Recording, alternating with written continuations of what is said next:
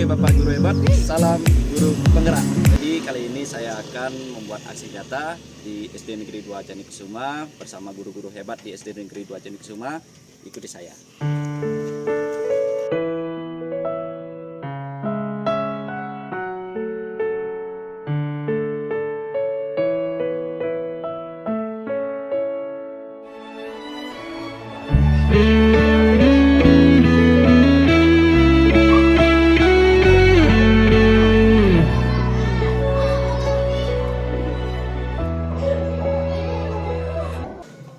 Sebelumnya yang terhormat kepada Ibu Kepala SD Negeri 2 Candi Kusuma, yang saya hormati Bapak Ibu Guru SD Negeri 2 Candi Kusuma, serta Bapak Ibu tenaga administrasi dari SD Negeri 2 Candi Kusuma. Sebelumnya mari kita panjatkan puja dan puji syukur kehadapan Ibu Sang Yang Dewasa, karena berkatnya lah kita dapat berkumpul pada acara hari ini, yaitu saya sebagai CGP Kabupaten Jembrana dengan angkatan yang ke-9 melakukan diseminasi budaya positif di sekolah yang akan yang sampaikan sekarang. Adapun susunan acaranya yaitu pembukaan, yang kedua yaitu penyampaian dari Ibu Kepala Sekolah, yang ketiga penyampaian materi, dan yang keempat penutup. Untuk waktu dia persilakan yang pertama kepada Ibu Kepala SD Negeri 2 Candi Kusuma. Waktunya, persilakan Bu. Kusuma, Om Swastiastu. Pertama-tama mari kita panjatkan puja dan puji syukur kehadapan Ide Sang Yang Dewasa, Tuhan Yang Maha Esa. Semoga dalam kegiatan administrasi diseminasi aksi nyata ini dapat berjalan dengan lancar dan dapat memotivasi rekan-rekan guru lainnya. Saya lihat dalam pembelajaran kurikulum Merdeka, dengan adanya guru penggerak bisa menggerakkan guru yang berpihak pada siswa dan sesuai dengan profil Pancasila Ki Hajar Dewantara. Dengan hari ini jam 9.30 tanggal 23 Oktober tahun 2023, saya buka acara diseminasi aksi nyata narasumber dari Bapak Putu Dewi Utama Putra.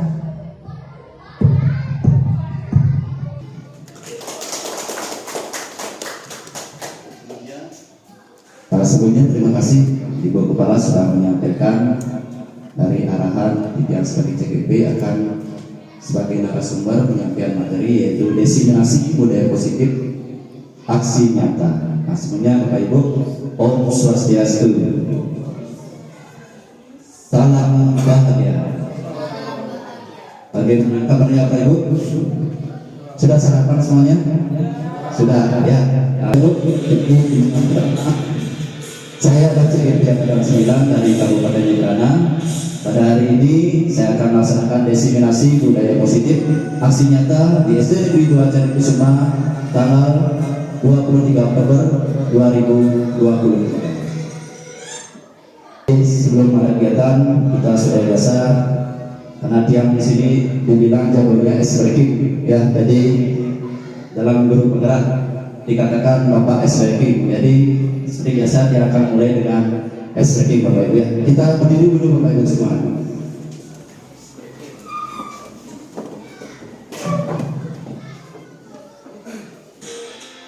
Ya sama-sama Bu ya, ikuti kegiatan ini.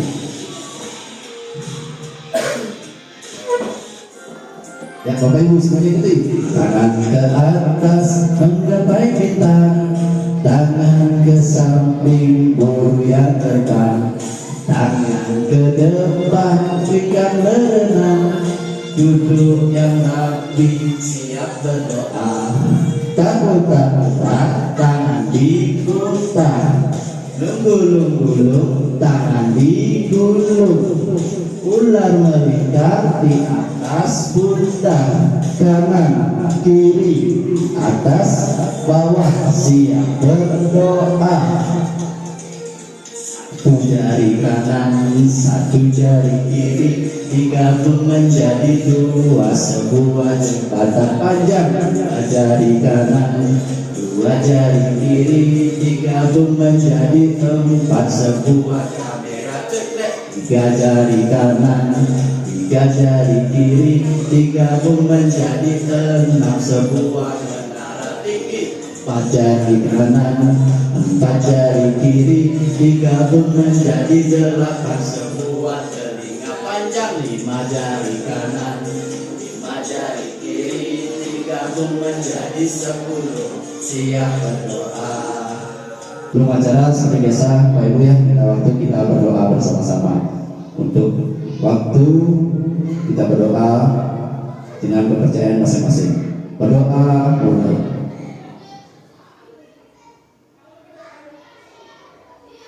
Berdoa selesai.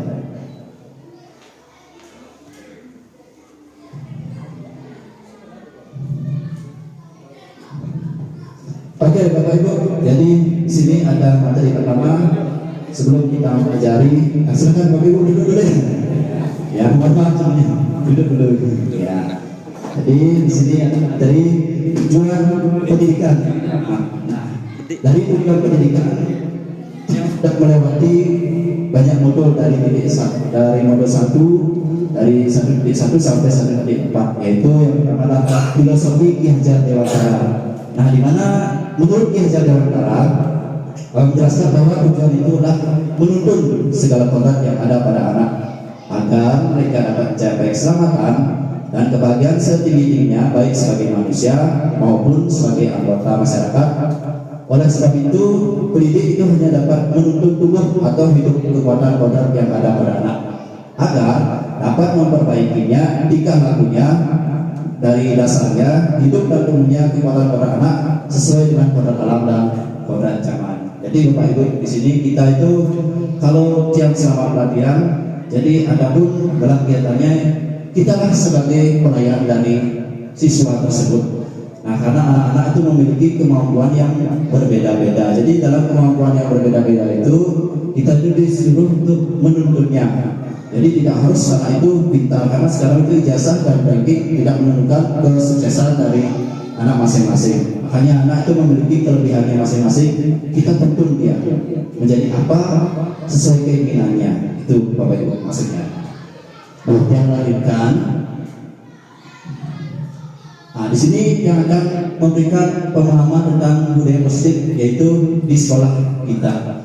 Adapun nilai dan kebiasaan di sekolah yang berpihak pada murid agar mereka berkembang menjadi pribadi yang kritis, penuh hormat, bertanggung jawab sesuai dengan profil pelajar Pancasila. Masih ingatkah Bapak Ibu yang kemarin kita sudah menentukan visi sekolah, kita sudah merubah visi sekolah sesuai dengan Pak Putu Riyadi kemarin memberikan ide yaitu memasukkan profil pelajar Pancasila ya Pak Putu ya. Nah, masih ingat ya Bapak Ibu?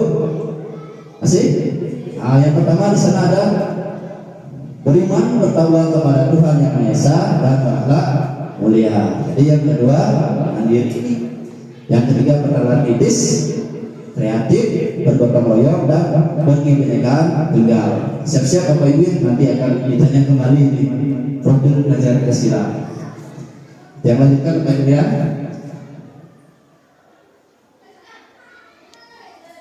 Nah, adapun budaya positif yaitu Bapak Ibu ya adalah konsep utama yang akan kita pahami bersama-sama sekarang.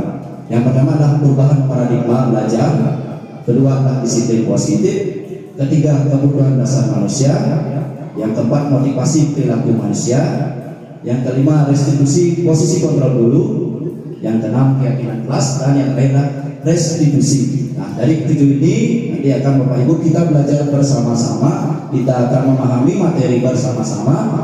Kita ada yang ngerti, kita saling-saling ngerti. Jadi kalau saya kurang nanti pemahamannya, kita mungkin akan tanya sama salah satu Bapak Guru agar kita sama-sama belajar. Jadi di sini tidak ada yang menggurui Bapak Ibu ya. Kita di sini sama-sama belajar Bapak Ibu. Ya Bapak Ibu, di sini ada yang pertama adalah perubahan paradigma belajar. Nah, sebelum kita ke materi, jadi di sini ada si A dan si B. Ada namanya permainan cobalah buka. Sebelumnya yang akan ambil bukan guru, ya, ada si A dan ada si B. Jadi si A siapa, si B siapa? Kita baca dulu Pak Ibu ya.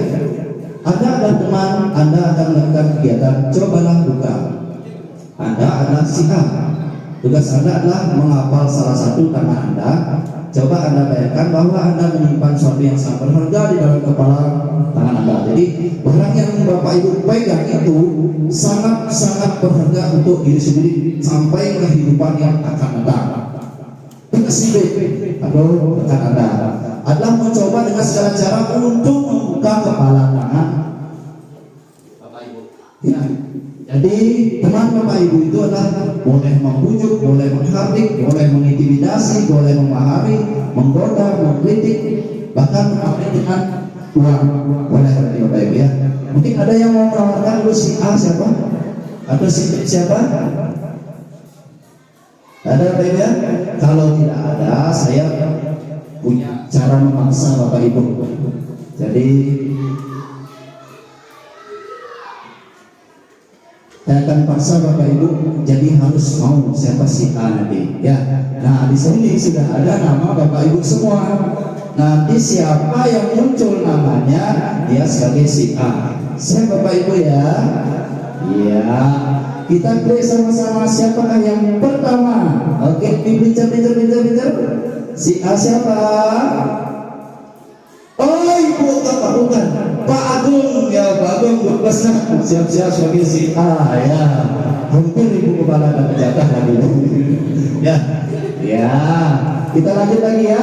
Siapakah si B? Siap-siap yang mengawal merayu ini, yang menghadir. Ibu Meli, Ibu Pajar. Ibu Pajar siap-siap sebagai si B ya. Iya. Nah, coba Pak Guru, Pak Guru Nasam, nanti apa barang yang dipegang nanti Pak Guru. Coba barang Pak Guru yang memang benar-benar untuk kehidupan Pak Guru diri sendiri sampai ke depan harus berpegang dengan erat. Apa Pak Agung contohnya?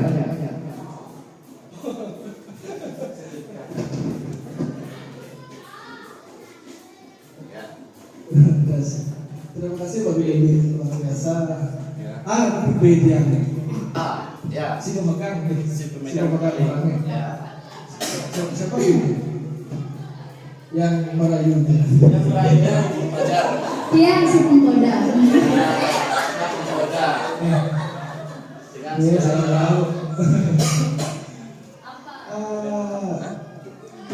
Barang yang berharga itu dulu ini. Barang yang berharga. Kira-kira yang dalam genggaman, nah paling tidak kunci rumah lah. Kunci rumah. Ya. Jadi Bu Pajar nanti Ya, siap-siap silakan. merayu dan kunci rumahnya itu bisa diambil oleh Pajar atau menyelusup ke sana mencari rumahnya atau matiknya gimana boleh bebas. Ya, pokoknya ada teknik-teknik merayunya. Boleh juga mengkritik, menawarkan uang juga boleh. Ya, siap-siap Pak Agung. Pajar. Ya, boleh. Boleh ke sana, boleh duduk, boleh. Duduk aja, ya. Pak Agung. Boleh. Pak Agung. Ya, Pak Agung. Ini siap. Boleh pinjam tangannya nggak? Silakan meminjam dari jangan dibuka. Iya. Iya. Dengan rayuan boleh dimanapun bebas itu. Ya, dengan mengkritik atau memujuk kemana atau ngajak kemana ke kali apa bisa. Ya. Pak Agung kalau boleh pinjam kuncinya nanti saya ajak jalan-jalan. Gimana Pak Agung? Itu rayuannya luar biasa. Karena saya berperan sebenarnya. Berperan sebagai orang yang kokoh, besar pada sementara masih belum. Mau jajan? Mungkin bisa yang lain. Mungkin bisa yang lain. Mau lebih dari jalan-jalan? Oh, lebih dari jalan-jalan Pak Agung. Gimana Pak Agung? Jom jalan-jalan. Nanti dijawabin. Oh, tidak. Oh ya berarti bisa ya Pak Agung ya. Ada syaratnya nggak Pak Agung? Ada syaratnya. Ada syaratnya itu. Syaratnya asalkan sifatnya privasi dan rahasia. Ya, sifatnya privasi Terima kasih Pak Haji ya. Terima kasih Pak Jas sebagai sini. Mas, ya tadi sangat seru sekali ya Pak Agung, yaitu si A memegang kunci, jadi kunci rumahnya itu dirayu sama Ibu Pajar. Gimana caranya? Akhirnya saya lihat tadi bisa itu dirayu, ya. Tapi dengan syaratnya privasi, tidak tahu privasinya seperti apa, kita tidak tahu gitu ya. Nah, terima kasih Ibu Pajar, terima kasih Pak Agung. Nah, terus sekarang yang lanjutkan ya, jadi para memang perubahan sudah kita pahami ya. Di sini ada perubahan paradigma dari kontrol. Jadi menurut Dr. William Lesher gitu ya. Nah, jadi di sini ada kita berilusi guru lah yang menuntun murid.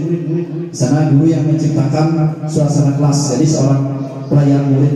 Kita bukan lagi sebagai teacher center yang berpihak kepada guru, tapi kita lah yang guru yang berpihak kepada siswa. Nah, di sini ada ilusi bahwa semua pengantar positif, efektif dan bermanfaat. Jadi kita berfantasi semuanya, ya, berhayal. Ilusi juga bahwa kritik dan buat orang merasa bersalah tanpa menguatkan karakter. Nah, jadi dari karakter yang kita lihat dari Pak Agung itu sama Bu Pajar, artinya Pak Agung sudah tereleh. Ya, Pak Agung menurut dengan Bu Pajar. Namun ada syaratnya itu sesuai dengan privasi. Artinya Pak Agung belum kuat memegang teguh ke kepala tangannya. Ya, semoga nanti Pak Agung lebih kuat. Biasanya sih kalau cewek yang merayu itu cepat dulu, itu biasanya. Ya, sudah ngerti Bapak Ibu? Ya. Nah, untuk kedua di sini disiplin positif. Nah, jadi dalam disiplin positif ada kemampuan pemerintah diri, yaitu kita pemerintah kita dulu, kita lah yang bergerak. Nah, dalam guru penggerak itu ada namanya bergerak, menggerakkan. Jadi dalam mengontrol penguasaan diri untuk memilih tindakan yang mengacu pada nilai-nilai yang kita hargai. Jadi menurut kita itu benar. Jadi kalau sudah menurut kita benar, ikuti. Kalau menurut kita itu salah, jangan ikuti. Kalau dalam agama itu apa namanya? Benar ya? Bisa membedakan cek aneh benar, cek aneh boleh. Nah, itu berarti harus ada dengan bertanggung jawab dan tanpa diperintah orang lain. Jadi kita lah bergerak sendiri gitu. Nah, terus ada pun nilai-nilai yang kita hargai adalah nilai kebijakan, sifat positif manusia yang merupakan tujuan mulia yang ingin dicapai setiap individu, yaitu nilai-nilai dalam program belajar Pancasila. Masih ingatkah program Pancasila kita tadi? Yang pertama, ya apa? Beriman dan bertawakal kepada Tuhan Yang Maha Esa dan berakhlak. Ya. Yang kedua, ya. Oh boleh, berkebinekaan global sudah dua, ayo. Mandiri, gotong royong, kreatif, bernalar kritis.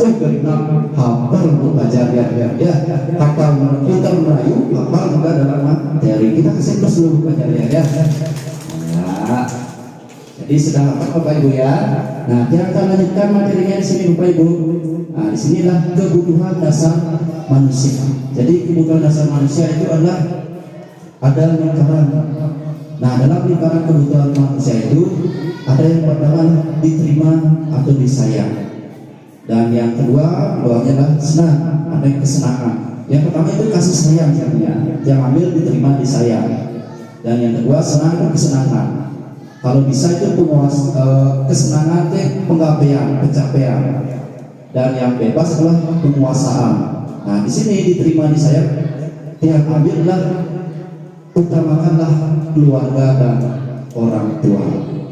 Jadi itulah yang diutamakan dalam hidup kita. Nah, ada yang namanya catur guru. Catur guru itu ada yang pada dosen yang dewasa, ada yang pada guru, ada kepada orang tua, dan ada yang pemerintah. Nah, yang diterima disayang ini adalah keluarga dan orang tua. Nah, jadi kita ambil untuk berharap anak didiknya itu utamakanlah agar dia menyayangi orang tua terlebih dahulu. Yakin kalau sudah menyayangi orang tua, pasti akan menyayangi guru yang ada di sekolah. Karena didikan orang tua yang paling penting.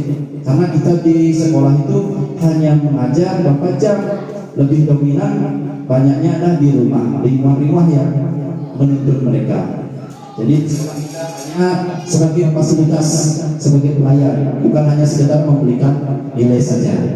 Nah, untuk kesenangan di sekolah sudah seperti biasa kita ambil, ya. Jadi 2 kali kita mengadakan resepsi, dan yang ketiga itu kita sudah mengadakan tamasya. Jadi senang pasti anak-anak ya. Apalagi tamasnya kita luar aja kali sesuai dengan keinginannya dia. Kita di sanalah menuntut anak-anak. Jadi tamasya kita sudah, ya. Traveling juga sudah.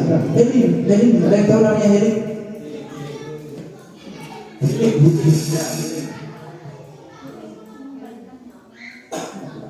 Mengembalikan tenaga atau refresh otak, ya. Kita refresh otak, ajak anak-anak lah keluar.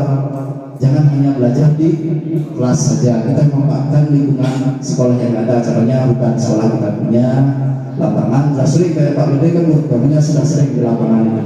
Ya, kita juga ada perpus, kita manfaatkan hanya mengajar di kelas saja.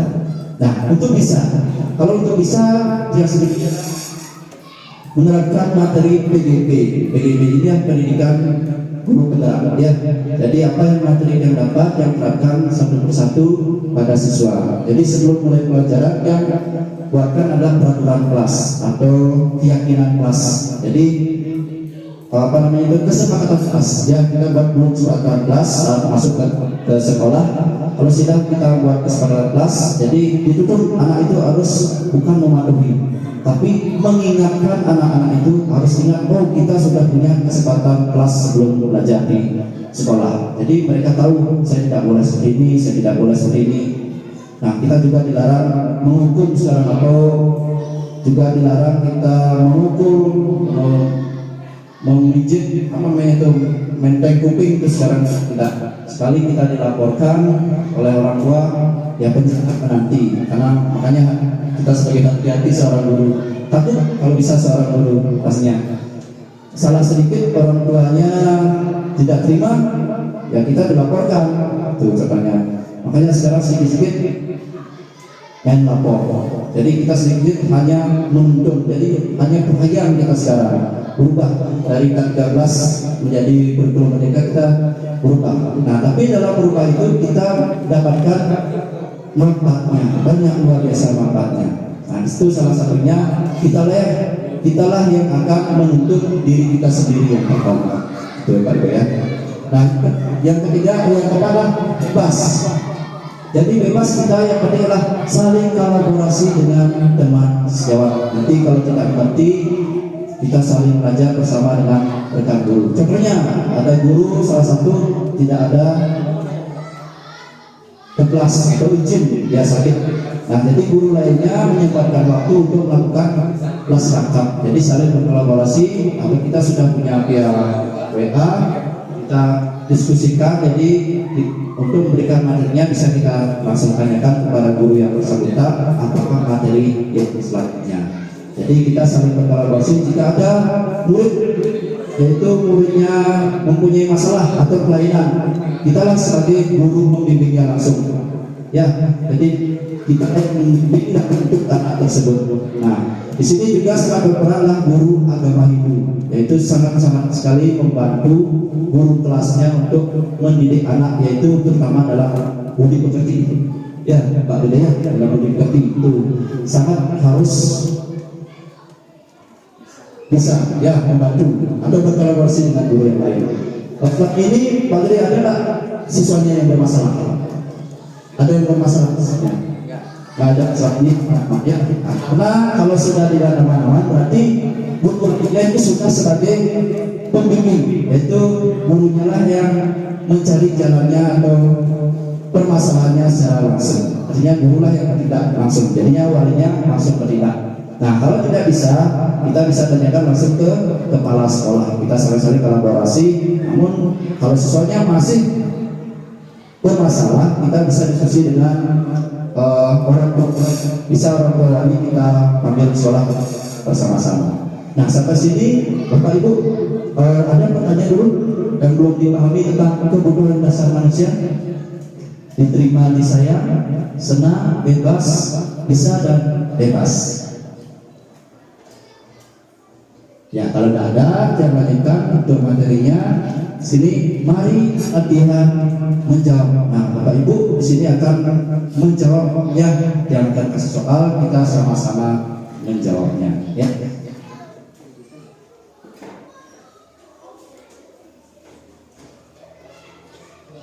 Nah, Bapak Ibu, sini inilah LMS Titian. Mengikuti guru penggerak. Ada baru paket modul 1, modul 2-nya baru dibuka, modul 3-nya masih dikunci sembunyi. Jadi tiap melakukan aksi nyata. Nah, di sini ada sebuah kebutuhan. Tadi lingkaran kebutuhan yang harus kita pahami. Ya, Bapak Ibu ya, ada cinta kasih sayang, kesenangan, kebebasan dan penguasaan. Nah, di sini ada cerita Bimo, seorang anak DKP, selalu berlari keluar kelas menuju jalan raya. Di depan sekolahnya yang ramai dengan kendaraan. Tingkahnya membuat guru Bu Ani bingung dengan seringkali lari mengejar. Ada beberapa kemungkinan jawaban yang diberikan Bimo. Nah, identifikasi kebutuhan yang ingin dipenuhi oleh Bimo. Jika respon Bimo seperti di kolom tersebut. Nah, kita tidak, Bapak Ibu, kalau seperti itu kita marahi langsung Bimo nggak? Kita langsung marahi Bimonya. Nah, ya, nah sini ada. Aku senang main kejar-kejaran dengan Bu Guru. Ada tanda seru. Itu termasuk kesenangan, kebebasan, cinta kasih sayang, apa penguasaan? Aku senang main kejar-kejaran dengan Ibu Guru. Seru. Termasuk? Iya, kesenangan. Kita coba Bapak Ibu ya. Ini kesenangan. Tadi Bu Nelly ya bilangnya. Oh iya betul saya. Kesenangan berarti senang sebenarnya Bimo itu. Ya, jadi itulah tujuan kita melihat siswanya. Bukan langsung memarahinya. Nah, terus ibu kejar aku karena ibu guru sayang aku. Ibu gurunya ngejar keluar dia. Ya, mungkin karena ibu gurunya sayang sama dia, jadinya dia kejar. Itu termasuk apa Pak Ibu? Ya, berarti anaknya berpikir, oh Bapak Ibu sayang sama saya. Coba Pak ya. Ya, betul Bapak Ibu, termasuk cinta dan kasih sayang. Aku hebat, bisa bikin ibu guru kejar aku. Berarti dia hebat, bisa bikin ibu gurunya ngejar dia. Itu termasuk hebat dia. Ya, kekuasaan, kita coba penguasaan ya. Oke, Ibu, betul, sudah 3 kali betul ya. Nah, terakhir, aku bosan belajar warna terus di dalam kelas. Dia bosan belajar warna, makanya dia keluar. Dia pengennya apa? Kebebasan. Nah, di sini kita Bapak Ibu, kita sebagai guru harus menuntut kodrat alam dan kodrat zaman anak-anak tersebut. Ya, dimana minat bakatnya kita lah yang menyelesaikan, menuntutnya, membimbingnya, itu Bapak Ibu.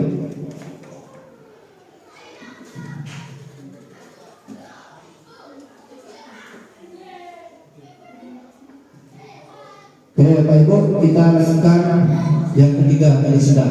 Terus yang keempat, semua perilaku memiliki tujuan, yaitu teori motivasi perilaku manusia. Nah, ada segi motivasi eksternal dan motivasi internal. Nah, dalam motivasi, silakan dulu. Motivasi eksternal di sini untuk menghindari ketidaknyamanan atau hukuman. Jadi masih dalam eksternal. Apa yang terjadi apabila saya tidak melakukannya? Itu Bapak Ibu yang berpikir dari dalam diri hati Bapak Ibu. Itu termasuklah motivasi eksternal. Nah, terus ada yang motivasi eksternal juga untuk mendapatkan imbalan. Jadi untuk menghindari ketidaknyamanan. Oh, saya seperti ini, saya sekolah aja. Mungkin tidak nyaman dibuat seperti itu. Terus yang kedua, senang untuk mendapatkan imbalan. Oh, saya dikasih uang sama dia, saya sekolah aja. Seperti itu Bapak Ibu ya. Jadi apa yang akan saya dapatkan apabila saya melakukannya? Itu termasuk motivasi eksternal. Nah, di sini ada motivasi internal. Itulah tujuan kita Bapak Ibu sebagai guru, yaitu tujuan mendisiplinkan disiplin positif, yaitu budaya positif yang ada di lingkungan sekolah kita. Jadi kita di sini untuk menghargai diri sendiri. Nah, kita berpikir saya akan menjadi orang yang seperti apa jika saya melakukannya. Nah, juga Bapak Ibu berpikir, bagaimana jika anak saya yang terjadi seperti itu? Hanya kita yang memulai, Bapak Ibu ya. Saya akan menjadi orang yang seperti apa bila saya melakukannya. Nah, Yang bertanya dulu sama Pak Ibu, pernah menghukum siswa? Nah, itu kalau Pak Gede pernah menghukum siswa. Siswanya itu karena apa kok Pak Gede bisa menghukum? Karena tidak tertib dalam belajar praktek di lapangan. Tidak tertib dalam belajar praktek di lapangannya. Nah, saya tanya Pak Puspo sebagai guru olahraga, jadi menghukumnya dengan cara apa? Biasanya sejam 2 kali ya. Sekocak 2 kali. Nah, Bapak Ibu termasuk motivasi eksternal atau motivasi internal yang masih ambil dalam Pak Puspo?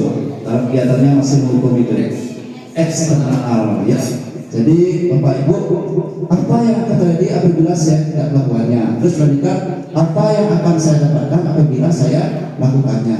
Nah, yang tanya sama Pak Puspo, setelah menghukum muridnya tersebut, apa yang didapatkan dari Pak Puspo? Ada perubahan dari perilaku siswanya.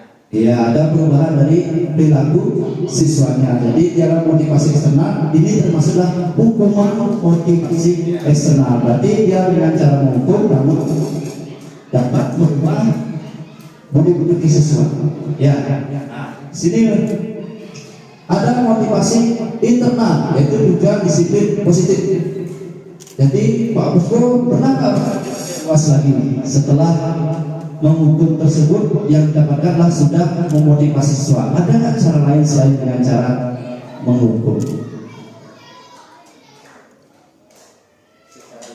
Secara lisan. Yang memberikan reward.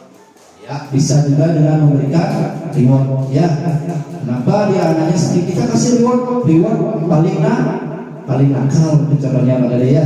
Nah, jadi reward yang paling nakal dikasih dia malu, artinya ada reward hadiah contohnya piagam anak paling nakal, dia malu sampai karena dia nakal, Jadi dikasih reward anak paling nakal. nakal dia akan sedikit demi sedikit merubah motivasi tersebut. Nah, mungkin yang tanya sama Pak Dede tadi, jangan melakukan kesepakatan dalam belajar sebelum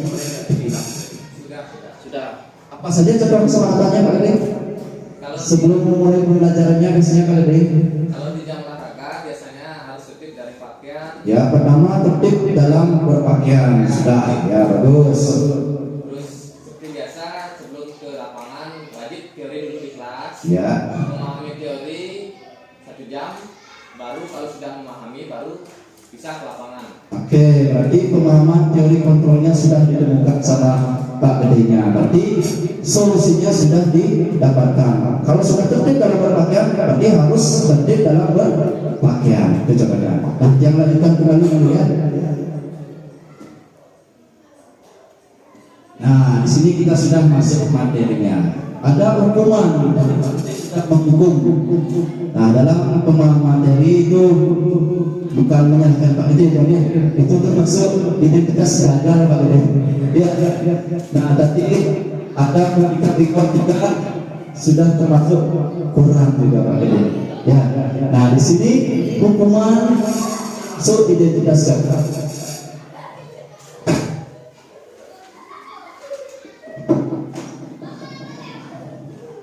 Terus ada konsekuensi dan ada juga restitusi. Nah, di sini baru yang termasuk konsekuensi dan restitusi itu adalah termasuk disiplin. Jadi sudah berhasil, jadi termasuk identitas sukses.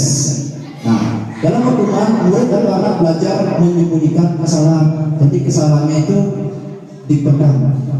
Kesalahannya itu dibiarkan, kita tidak ada memberikan arahan selanjutnya. Berarti kalau sudah salah, ya salah kamu. Itu contohnya adalah hukuman. Ada juga mencoba mengontrol anak dengan penguatan negatif, membayar impas kesalahan. Contohnya tadi kan Pak Gede langsung menghukum, ya Pak Gede ya, langsung menghukum, itu termasuk membayar impas kesalahan. Jadinya anak itu sudah dikontrol Pak Gede, pasti nurut dia, kalau dihukum nurut dia. Terus dampak pada murid marah, merasa bersalah, rendah diri, terus mengasingkan diri. Jadinya setelah dalam kegiatan itu biasanya marah dia. Terus ada juga merasa bersalah pada diri sendiri dan juga rendah diri dan mengasingkan dirinya. Biasanya duduk di pojok, kalau ada lihat anak duduk di pojok, kita harus tanyakan Kalau dulu kita lihat anak-anak dulu di pojok itu sudah pasti punya masalah atau takut sama gurunya itu biasanya.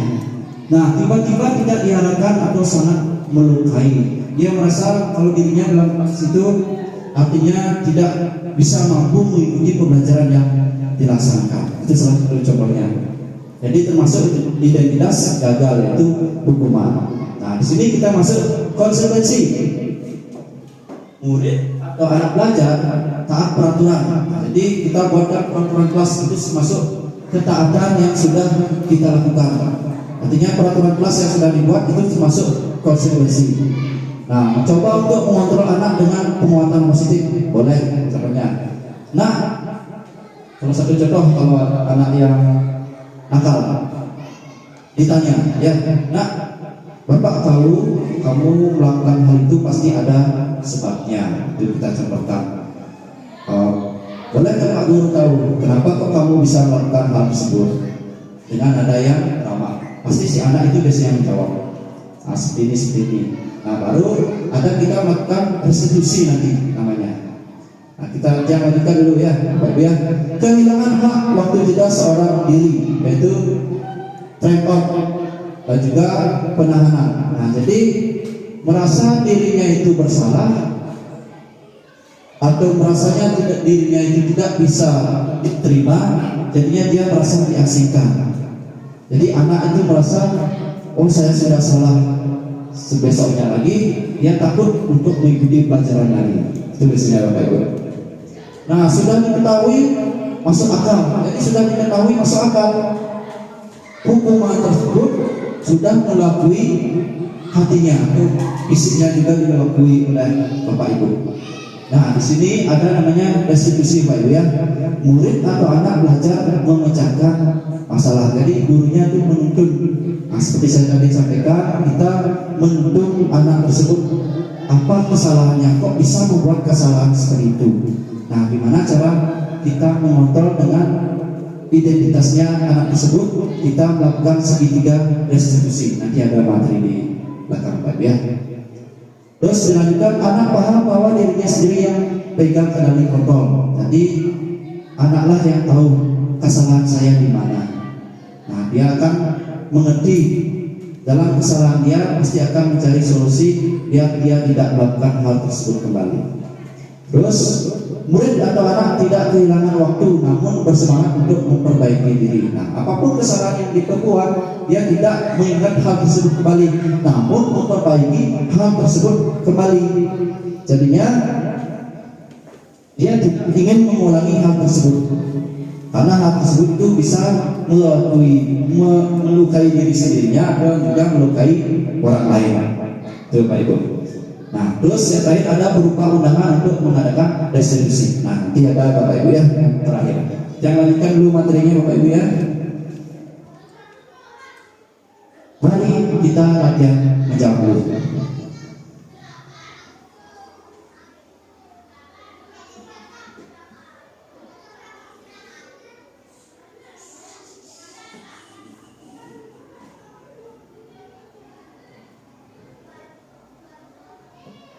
Ya, ini ya, ada sanksi, ada konsekuensi, dan juga ada termasuk hukuman.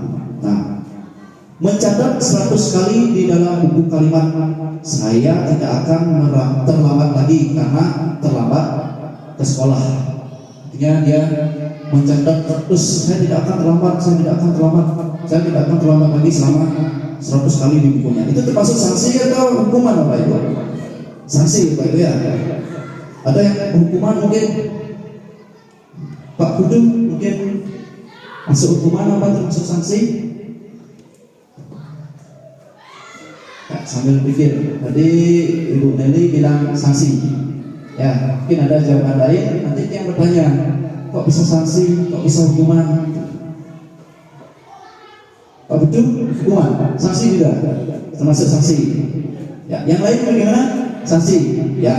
Jadi yang pertama tadi Bu Nelly yang bilang sanksi, dia ingin bertanya, kenapa kok termasuk sanksi atau konsekuensi dalam mencatat 100 kali di dalam buku? Saya tidak akan terlambat lagi, saya tidak akan terlambat lagi. Baik, terima kasih atas kesempatannya. Jadi ini menurut saya ya, saya memilih sanksi atau konsekuensi itu karena menurut saya tidak membuat capek siswa fisiknya gitu ya maksud saya. Jadi misalkan jam itu kan bikin capek, lelah, mungkin sakit di badannya. Kalau hanya mencatat dia masih duduk dan menulis di bukunya gitu. Oke, terima kasih Bu Nelly ya. Jadi alasan Bu Nelly adalah dalam mencatat 100 kali itu lebih baik daripada menghukum. Jadi mencatat itu termasuk sanksi atau memberikan perubahan kepada siswanya agar tidak mengulangi hal tersebut lagi. Artinya dia mengingat, terus diingatnya jadi sampai 100 kali diingat. Ya, kita cek Bapak Ibu ya, masuk sanksi dan konsekuensi. Ya, betul Bapak Ibu ya, kita kasih tepuk tangan Bu Nelly. Ya. Kita lanjutkan lagi. Lari mengelilingi lapangan basket 2 kali karena terlambat hadir di sekolah. Termasuk sanksi atau termasuk hukuman. Ini biasanya guru olahraga yang paling sering dapat nih. Ya, pernah menghukum gitu Pak Iden? Pernah menghukum? Oh belum pernah ya, bagus. Nah di sini termasuk sanksi apa hukuman? Termasuk hukuman. Ya berarti itu termasuk hukuman. Membuat anak didiknya akan selalu bersalah. Ya dihukum. Ya betul sekali. Nah, yang ketiga, membersihkan coretan yang buat di meja tulis. Sanksi atau hukuman Pak Ibu? Ya, sanksi ya, membersihkan coretan yang dibuat di meja tulis agar tidak mengulangi hal tersebut. Nanti Bapak Ibu jangan baru ada mencoret di meja, mejanya kamu harus cincin selama kusut sampai 100 kali suruh cincin. Ya.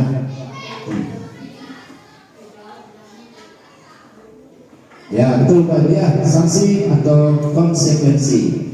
Nah terus lagi satu Pak Ibu ya, murid diminta untuk push up 15 kali karena tidak menggunakan masker di sekolah. Bukan deh, mungkin bisa menjawab sanksi apa hukuman.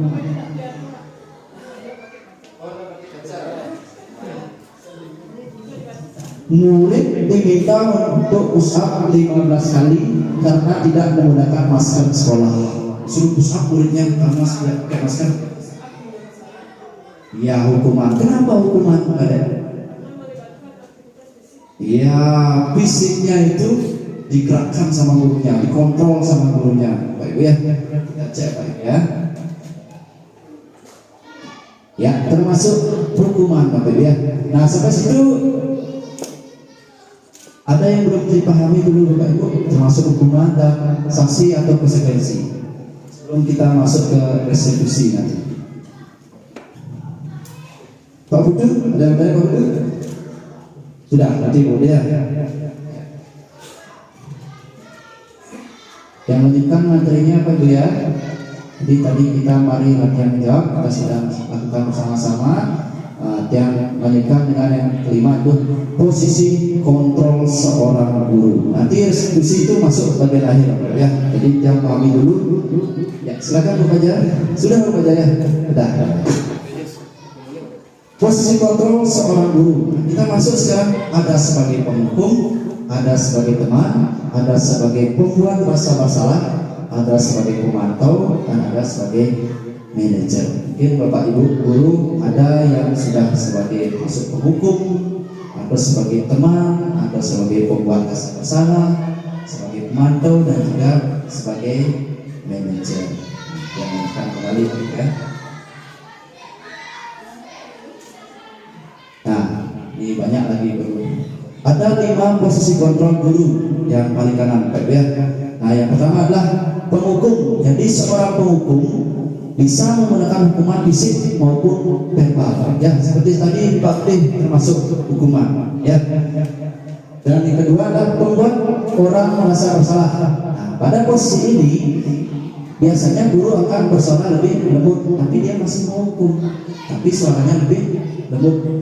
Kamu cukup kamu dulu ya, kamu sudah tidak mengerjakan tugas misalnya, tapi suaranya itu lebih lembut misalnya. Nah terus dilanjutkan sebagai teman. Nah pada teman guru pada posisi ini tidak akan menyakiti murid. Jadi dia tidak akan melaksanakan menghukum seperti yang dilakukan tadi salah satu contohnya ya, atau pusat atau lari keliling lapangan ya. Jadi namun akan tetap berupaya mengontrol murid melalui persuasi. Jadi tetap dengan cara mengontrol murid, namun hanya sebagai teman. Nah contohnya Bu Kadek Udi mungkin sedang melihat muridnya terlambat masuk sekolah. Nah di sini mungkin sebagai teman, kamu besok jangan terlambat lagi ya. Tapi nadanya setengah-setengah, nggak tinggi, nggak rendah. Intonasinya masih bagus. Besok jangan terlambat lagi ya. Silakan duduk. Nah seperti itu biasanya. Itu masih sebagai teman. Terus ada monitor yaitu pemantau. Nah ini monitor berarti mengawasi. Jadinya kalau mengawasi biasanya ada yang terlambat sekolah langsung dicatat di buku Budi Pekerti. Si Budi terlambat hari ini, besoknya terlambat lagi. Catatannya penuh dengan kegiatan. Dipantau mungkin di WA-nya dipantau atau kegiatan sehari-harinya dipantau. Itu Bapak Ibu sebagai monitoring. Terus dilanjutkan adalah sebagai manajer. Nah di sini sebagai manajer, yaitu posisi terakhir manajer adalah posisi mentor, yaitu mentor adalah pemimpin ya Pak ya, di mana guru berbuat sesuatu bersama dengan murid, mempersilahkan murid, mempertanggungjawabkan perilakunya, mendukung murid agar dapat menemukan solusi atas permasalahannya sendiri. Jadi ada namanya nanti segitiga restitusi Pak Ibu ya.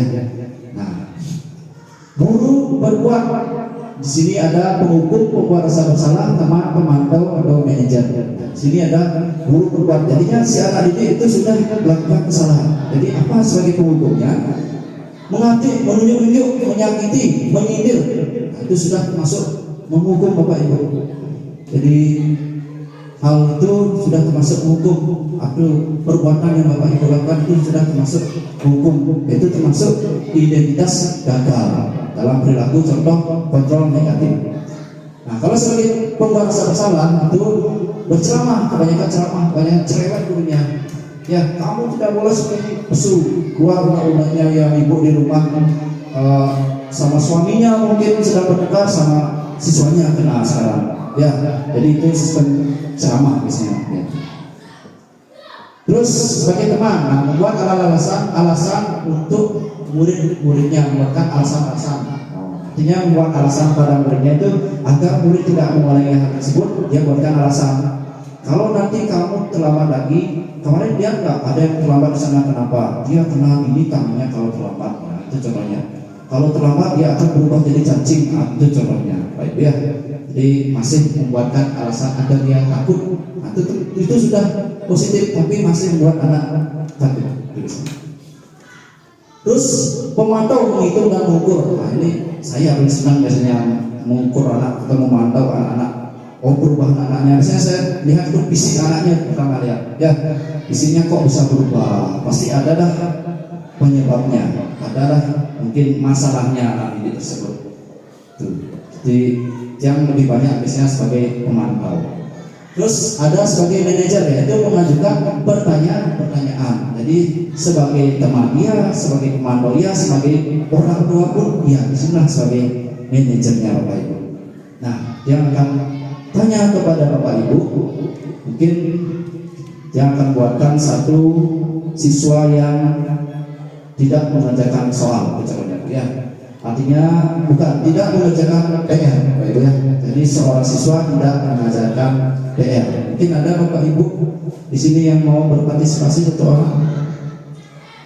Yang belum, Bapak ya. Bu baca ya. Bisa memberikan pemahaman. Nanti saya sebagai apa diambil gitu. Ya, contohnya Bu baca.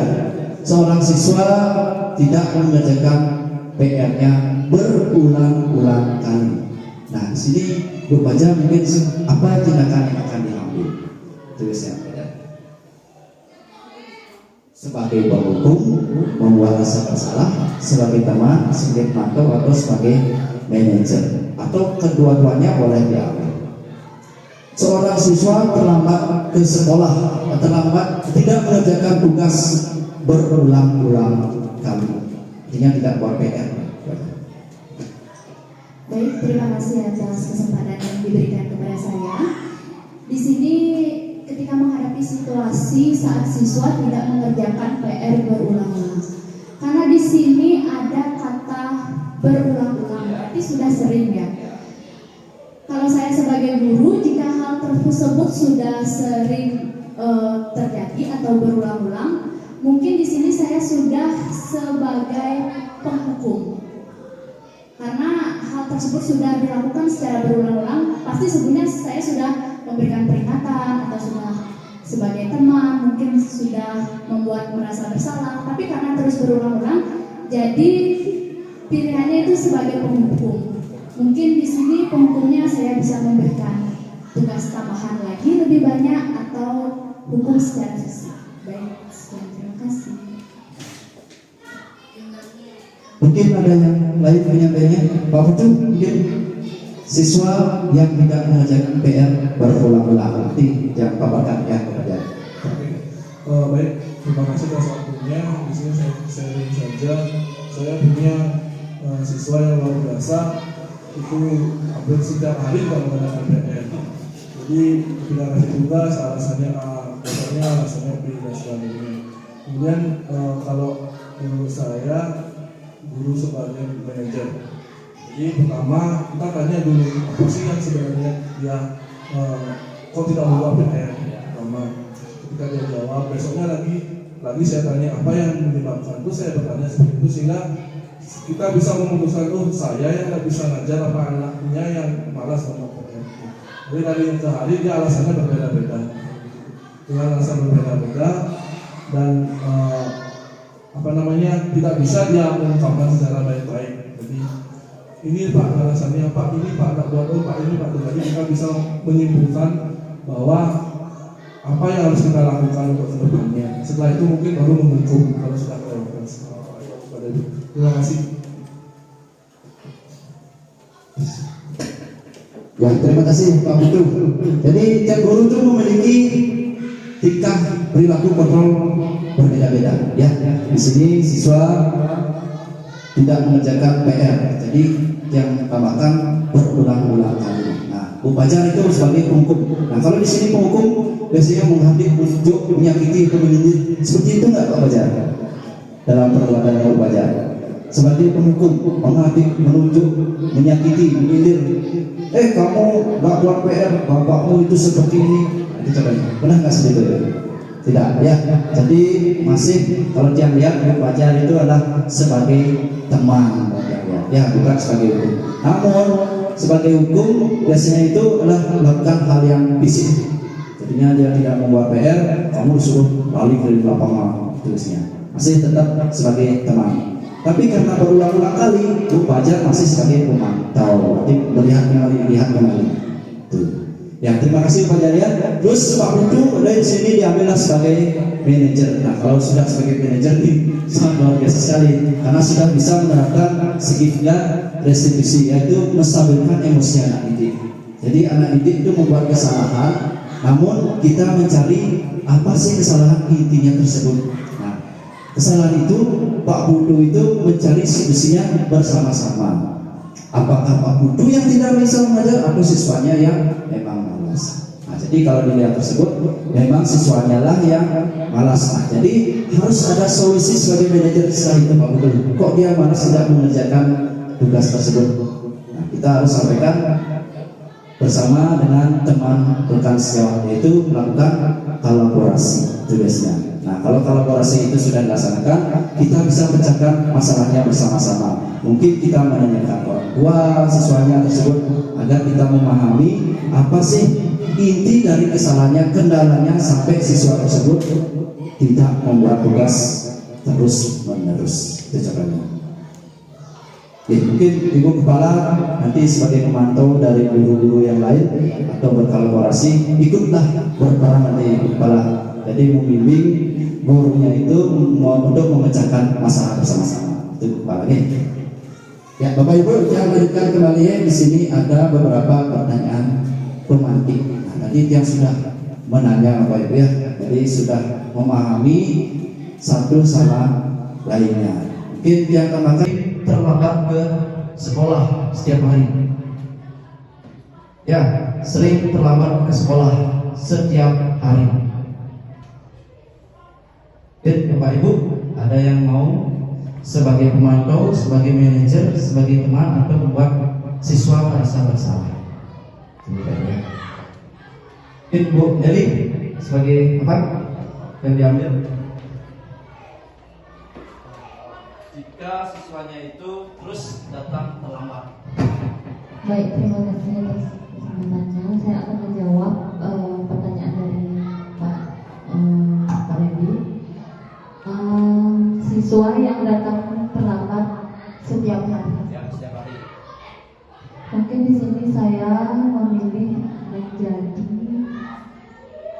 teman terlebih dahulu, kemudian mantau. Ya, jadi ketika dia berulang kali terlambat, tentu saja teman-temannya akan protes dan meminta keadilan. Seperti kenyataannya setiap hari anak-anak didik saya seperti itu. Mereka berkata, ibu setiap hari anak ini dia terlambat terus, bu, bagaimana bu, nggak pernah berpikir seperti itu. Nah, terus pertama saya akan berusaha menyetarakan diri dengan mereka sebagai teman mereka, yaitu baik kalau begitu untuk udah sekian kali ini si A terlambat dan tidak bisa ikut tiket. Jadi ibu minta kepada kamu untuk bisa sama seperti teman kamu, yaitu datang pagi, usahakan biar sama-sama dapat tiket. Seperti itu saya mengucapkan kepada anak yang terlambat tersebut. Untuk besoknya jika dia mengulanginya lagi, baru saya pantau dulu ya. Saya tanyakan kepada si anak itu, kamu tahu apa aturan di sekolah ini? Jika kamu datang terlambat, apa nanti yang harus kamu lakukan? Kalau misalkan ibu membiarkan kamu terus seperti ini, tentu saja teman-teman yang lain akan ikut seperti kamu. Ya seperti itu dari saya. Ya, luar biasa sekali Bu Eli ya. Jadi Bu Eli sudah tidak menerapkan hukuman, apalagi Bu Eli sudah menerapkan kegiatan kurikulum merdeka ya di kelas 4. Nah, di sini Bu Eli memantau siswanya pertama, jadi sebagai teman dia. Nah, jadi siswanya kalau ada yang terlambat, lihat siswanya apa keadaannya, seperti apa dia. Kalau dia lihat Bu Eli itu sudah langsung masuk ke manajer ya Bu Eli ya. Jadi sudah sebagai manajer itu mengajukan pertanyaan-pertanyaan. Jadi di sini Bu Eli sudah mencari solusinya bersama-sama, tapi tidak mengurangi apa minat bakat siswanya tersebut. Artinya siswanya itu tidak melaksanakan hukuman fisik, namun melalui pertanyaan-pertanyaan yang nada yang intonasinya halus ya Bu Eli ya. Terima kasih Bu Eli ya. Nah, yang lanjutkan Bapak Ibu ya.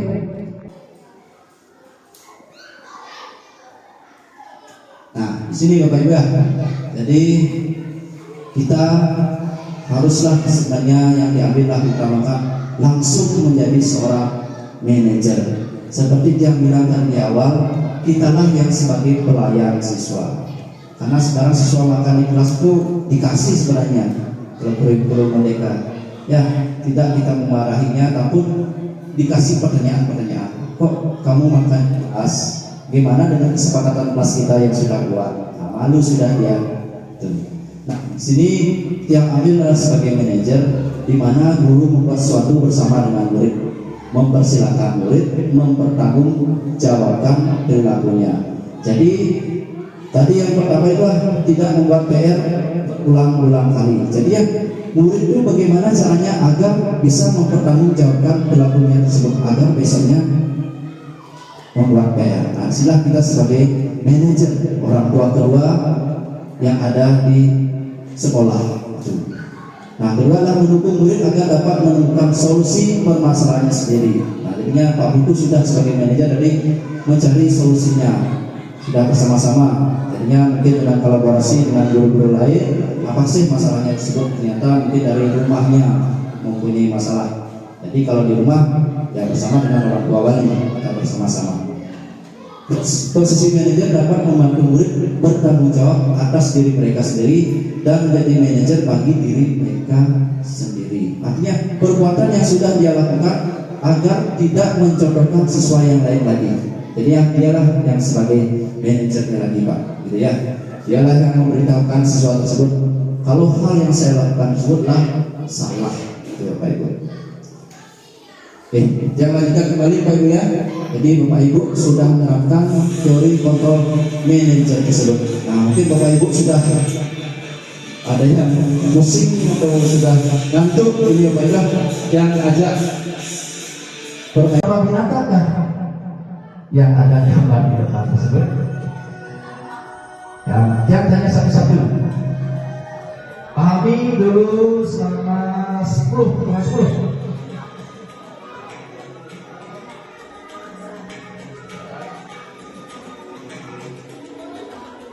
Ya stop dari guru kelas 1 baca apa? 5 apa saja? Sebutkan.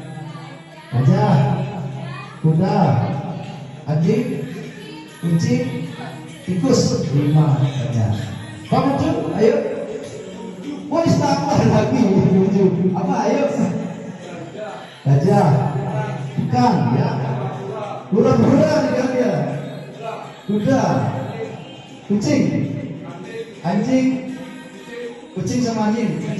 Oh kelinci. Oh iya, 7. Terus ibu megang 8. Nama dari 1 ada dia tadi apa artinya ada 1? Ada apa? Oh ada ini lumba-lumba ya, lumba-lumba ya. Terus Bu Nelly, nama dari kapan namanya dia? 9 nama dari 1. Apa lagi Bu Nelly namanya? Katakan apa saja? Lainnya itu hiu ya. Ah, hiu, lumba-lumba ya. Ikannya itu kura-kura. Kura-kura. Matanya itu kan kecil. Ah, betul ya. Terus kuda, anjing, kucing, tikus, gajah tentunya. Terus ada di sana ular. Oh, ular. Lagi? Ya, sudah ya. Oh, ini sekarang paling banyak ada apa 9. Mungkin yang lainnya ada nama lagi? Pak Agung, ya Pak Agung 10. Apa nama lagi satu? Nama lagi nih. Tadi 9. Ketemu ular kata yang belakang. Nyamuk. Nah, mungkin Bapak Ibu kalau itu mungkin nyamuk ya. Pasti ada mungkin coba kita lihat. Karena Pak Agung jeli. Apa Agung? Oh, ular seperti itu tadi. Nyamuk. Nama nyamuk 10. Ya. Pak Dede mungkin ada nama lagi atau ketemunya cuma 10 juga sama 10. Pak Gede 7 namanya. Oh itu betul sampai Mega tadi ya namanya 7. Ya kita coba. Mungkin ibu kepala namanya lebih banyak kepala. Ya. Tidak ada namanya ya. Oh bukan aja ibu ya. Ya. Kita pecahkan bersama-sama ya. Oke Bapak Ibu itu jumlahnya berapa coba hitung.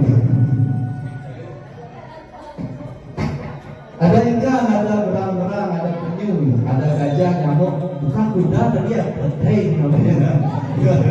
Ya anjing, ada ular, ada ikan pedang. Nambah. Yang di bawahnya kan ada kucing sudah tahu tuh, sama tikus dan ayam betina, ada buaya, sama lumba-lumba. Kepala burung itu kelihatan nih, saya nggak lihat juga kepala burung ada. Benar kepala burung. Oh iya kepala burung. Nah di sini kita lihat kemudian jadi yang lihat semakin Bapak Ibu melihat gambar tersebut berarti semakin fokus jadinya. Yang bisa lanjutkan Bapak Ibu materinya bisa ya.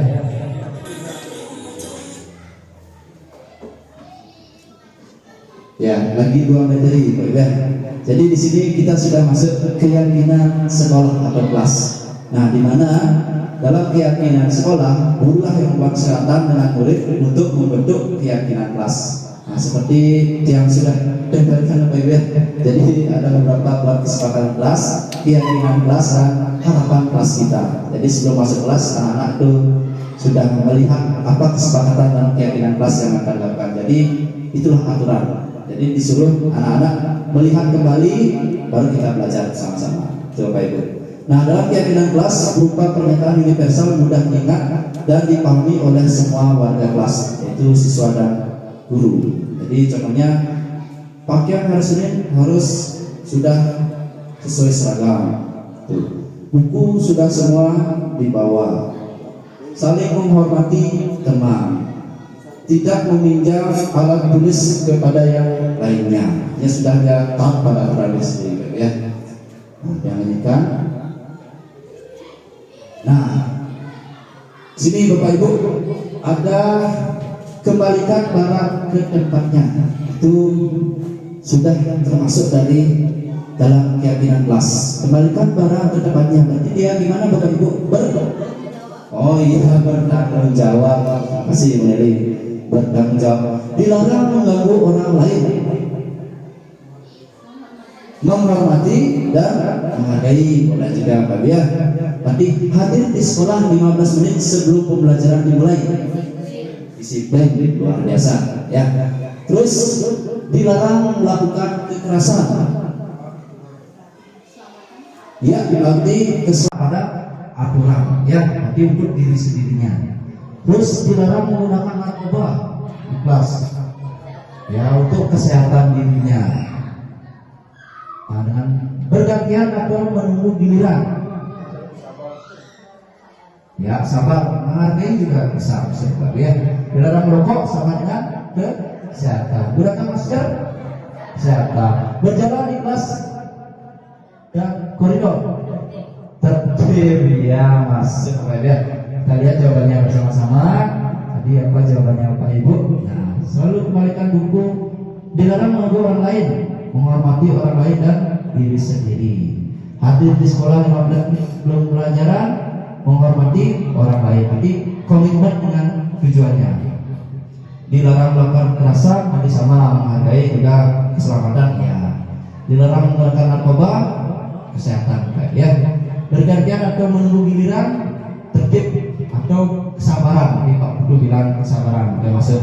Gunakan masker, kesehatan dan keselamatan. Jangan berlari di kelas atau koridor, yaitu keselamatan dan keamanannya. Ya, itu ya. Jadi adalah keyakinan kelas, nilai kebajikan yang kita tuju. Itulah aturan yang dibuat, keyakinan kelas yang kita buat. Jadinya tujuannya adalah agar anaknya bertanggung jawab, agar menghormati orang lain, dan berkomitmen dengan keselamatannya, dengan kesehatannya juga. Yang lanjutkan lagi Pak Ibu.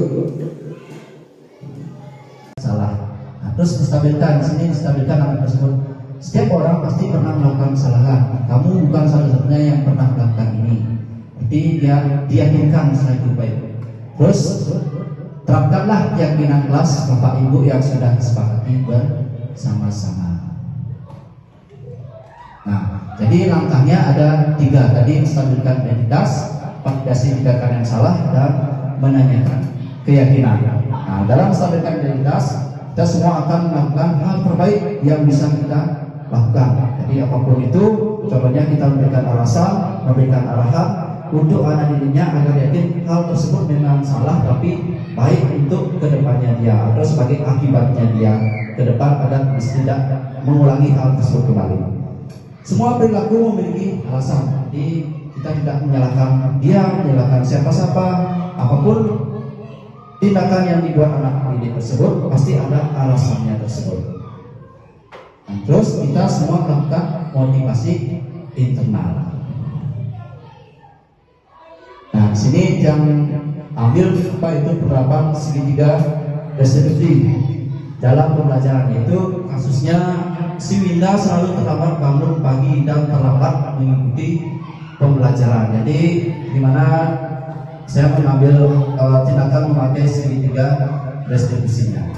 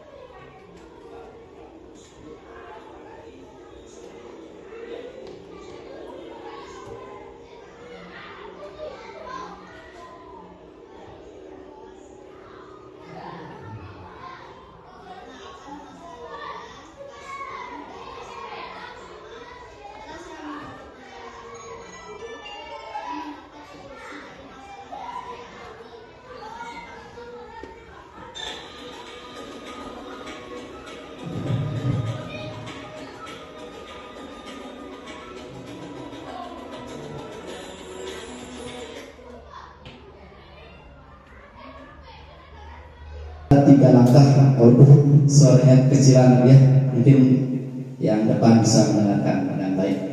Jadi pertama yang langkah saya ambil lah, karena Winda itu sering terlambat ke sekolah dan bangunnya kesiangan. Jadi di sini dia ambil menstabilkan diritas. Kita tanyakan dulu anak tersebut, kenapa kok Winda sering terlambat dan bangun pagi? Ternyata alasannya kemarin dia begadang, bermain TikTok dan nonton YouTube. Nah, itu alasan dari Winda. Nah, terus Pak Guru tanyakan kembali, apakah orang tua walinya tidak membangunkan? Dan Winda pun menjawab, saya membangunkannya, namun saya tidur kembali lagi. Jadinya Winda itu agak koh-kohan kawannya. Nah, itu dalam menstabilkan diritas kita tanyakan dulu apa alasannya kok dia seperti itu. Terus kita ada memvalidasi tindakan yang salah. Nah, yang tanyakan, Pak Guru tidak menyalahkan Winda, Pak Guru tidak menyalahkan ibunya Winda atau bapaknya Winda. Pasti ada alasan apa membuat Winda hal tersebut. Jadi Windanya sudah mulai sadar tindakan yang diambil itu ternyata salah. Nah, jadi tindakan yang salah itu dia berpikir dalam semua perilaku memiliki alasannya. Jadi dia tahu alasannya adalah karena dia bermain TikTok dan nonton YouTube. Jadi karena itulah alasannya dia sampai terlambat bangun pagi. Nah, jadinya dia menanyakan keyakinan. Kita semua memiliki motivasi internal. Winda, untuk kedepannya kamu harus ada perubahan seperti ini. Jadi kita sudah punya peraturan kelas, harapan kelas, dan keyakinan kelas yang ada di sekolah. Jadi apa keyakinan kelas Winda yang tidak yakini?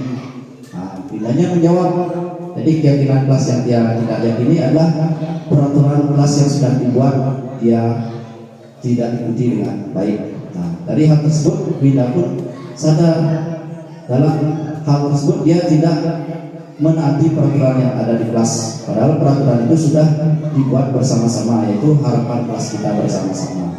Nah, dalam hal tersebut, bagaimana Winda caranya? Bukan kita yang mengajarkannya, tapi kita bertanya kepada Winda, bagaimana caranya agar Winda tidak mengulangi hal tersebut lagi? Nah, jadinya Winda, saya akan bangun lebih pagi lagi, Pak.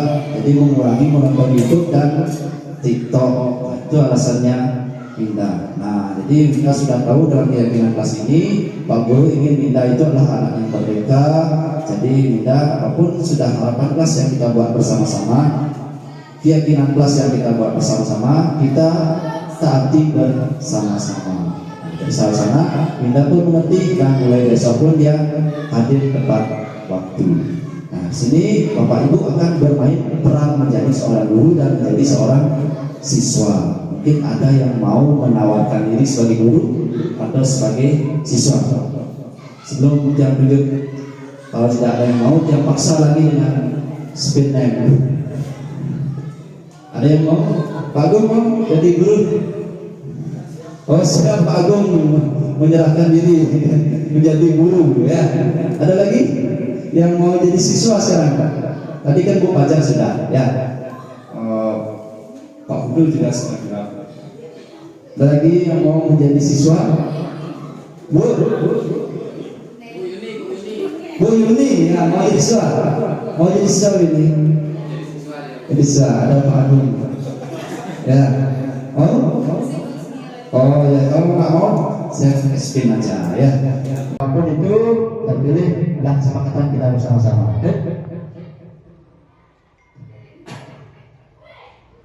Bu kepala ya. Oh, bukan Udi ya, bukan Udi. Ya, bukan Udi sebagai siswa. Jadi siswanya ini alasannya kita sambil sama aja Pak ya. Terlambat datang hadir ke sekolah ya. Jadi dia bangunnya pagi. Bukan Udi sering terlambat sekolah, sering bangun kesiangan. Nah, silakan Pak Agus sama Yudi maju dulu sebentar ya.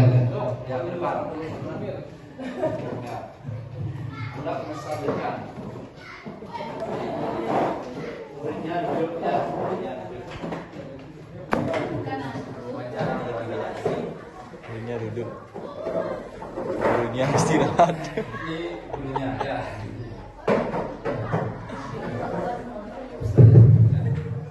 Dan memang sekarang kita sudah tanyakan kalau bisa cari terlambat. Siap. Selamat pagi. Adek. Dek. Di. Selamat pagi dari.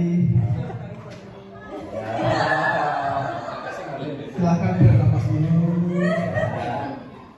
Kita tenang dulu. Mohon maaf Pak ganggu istirahatnya sebentar. Datang ke ruangan ini. Kita istirahat tadi. Sudah sarapan. Nah sekarang Pak tanya, kira-kira tahu tidak kenapa Pak panggil untuk pajak ruangan ini? Ya benar sekali. Karena Pak sering jumpai, kadek sering terlambat hadir. Nah tujuan Pak sini panitia mencari kesalahan yang lagi, melainkan mengajak dan mencari kira-kira apa yang menyebabkan kadang terlambat. Nah, pada intinya tidak ada manusia yang sempurna, tidak ada manusia yang lahir langsung pintar. Intinya kita belajar mencari solusi atas keterlambatan pada sekarang. Nah, sekarang yang Pak perlu tanyakan adalah kira-kira apa yang menyebabkan kadek datang terlambat untuk di sekolah? Apa penyebabnya?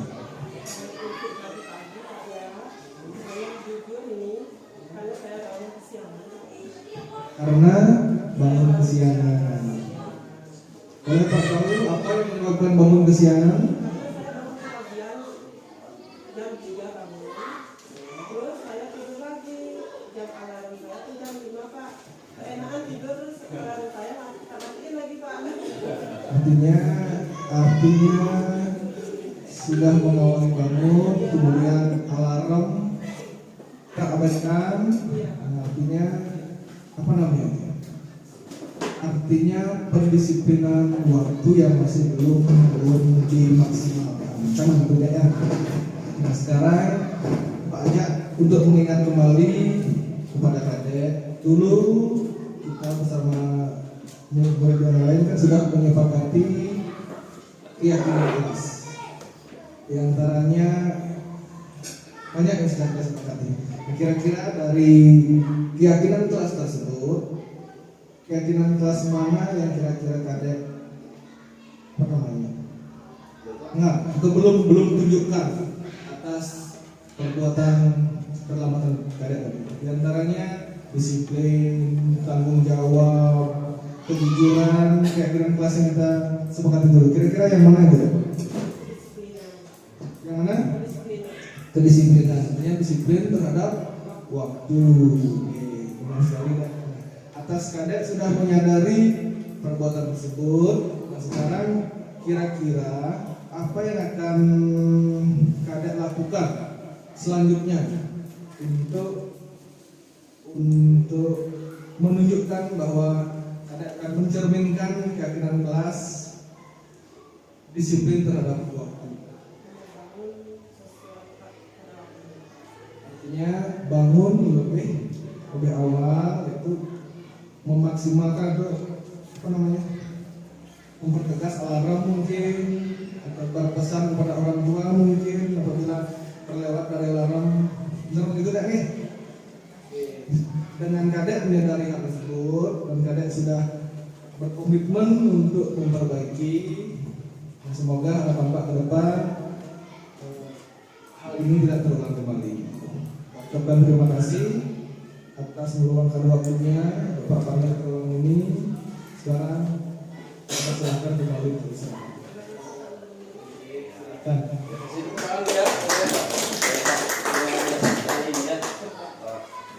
Biasanya dalam kegiatan itu ada refleksi, ya.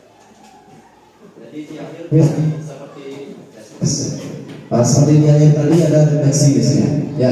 Jadi Bung Kadeknya sebenarnya ada penyampaian dari terima kasih kepada Pak Agung yang sudah memberikan pengarahan tentang apa yang saya lakukan. Jadi saya dari mulai sekarang akan lebih rajin lagi datang ke sekolah.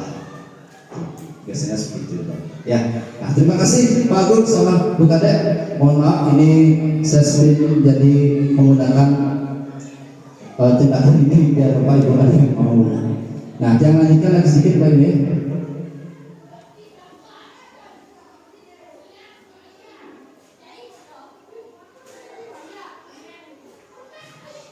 Ya, Pak Ibu, tadi kita sudah melaksanakan segitiga restitusi ya. Jadi penerapannya dari Pak Agung dan Ibu Kadek sebagai siswanya sudah mengerti. Mungkin Bapak Ibu ada pertanyaan dulu tentang segitiga restitusi. Jadinya kita tidak langsung secara spontan menghukum ya. Jadi tidak secara langsung kita menghukum, namun kita mencari alasannya kenapa kok hal tersebut dilakukan. Pasti ada alasannya. Nah, kita sebutkan, ajak dulu ngobrol-ngobrol, ajak senang-senang dulu. Gimana ya harinya ini? Sudah makan apa belum? Baru kita tanyakan alasannya. Setelah tanyakan alasannya, baru kita buat keyakinan kelasnya itu. Apa yang perlu diterapkan? Itu Pak Ibu ya. Nah, dalam hal tersebut, adapun yang diharapkan dulu dengan adanya penerapan restitusi dapat membimbing murid sebagai bagian budaya positif, yaitu disiplin menjadi siswa yang merdeka Pak Ibu ya. Jadi kita sudah semua melaksanakan kurikulum merdeka. Nanti nyusul dulu kelas 3 sama dulu kelas 6. Nah, guru juga dapat menganalisis dengan sikap reflektif dan kritis dengan penerapan disiplin positif di lingkungan sekolah. Nah, jadi Pak Ibu guru, jadilah guru yang diunggul dan ditiru, karena guru adalah tuntunan yang sosok gurunya itu adalah yang lainnya. Guru harus bisa menjadi teladan yang baik karena sosok guru itu digugu dan ditiru. Nah, sebelum mengakhiri acara tersebut hari ini yang minta Bapak Ibu guru ada beberapa hal, yaitu moto kita masing-masing ya. Contohnya dari saya. Jadi saya motonya nanti semua Bapak Ibu ya. Nah, kita berdiri dulu Bapak Ibu semua. Kita waktunya berdiri semua. Kita buat moto untuk diri sendiri ya. Jadi yang pertama, saya akan menjadi guru yang berpihak pada murid. Dilanjutkan. Apa besar ya? Saya akan menjadi guru yang menyenangkan bagi murid. Oh iya, yang menyenangkan bagi murid. Saya akan menjadi guru yang baik bagi siswa. Oh, baik bagi siswa ya.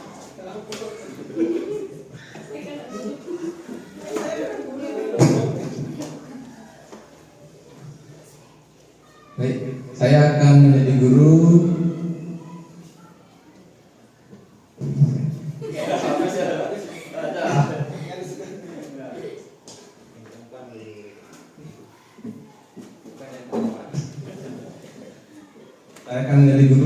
yang patut dicontoh oleh siswa. Ya, yang patut dicontoh oleh siswa.